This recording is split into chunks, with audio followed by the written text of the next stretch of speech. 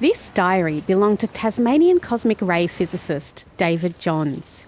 It was accidentally donated to a tip shop in Hobart when Mr. Johns' family was sorting through his belongings after his death in 2020.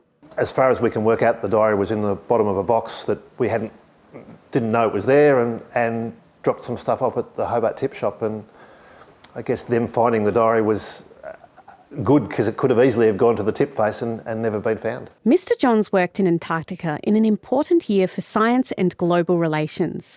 Called the International Geophysical Year, in 1957 many countries worked together to advance scientific knowledge at the height of the Cold War. His job there was around observing cosmic rays, so the cosmic ray observing equipment was all located there, and his job was to operate that and to make observations for the university, who had the role of collecting that information.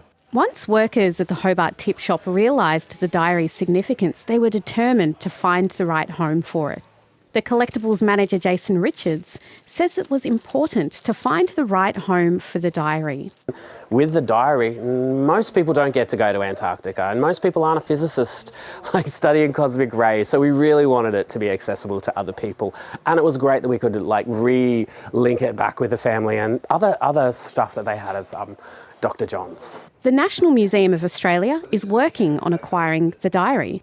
Mr. Johns hopes to donate other items his father collected in Antarctica, including Polaroids, cosmic ray observations and polar medals. We've got a lot of artefacts that Dad brought back from the Antarctic on his trips.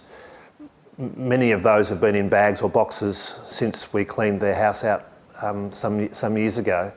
And I think finding this diary has spurred us on that maybe there are other people who'd like to see some of these artefacts.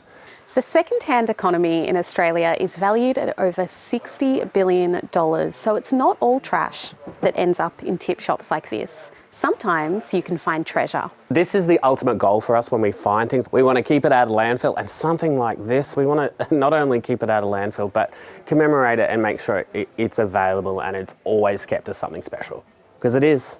Lucie Cutting, ABC News.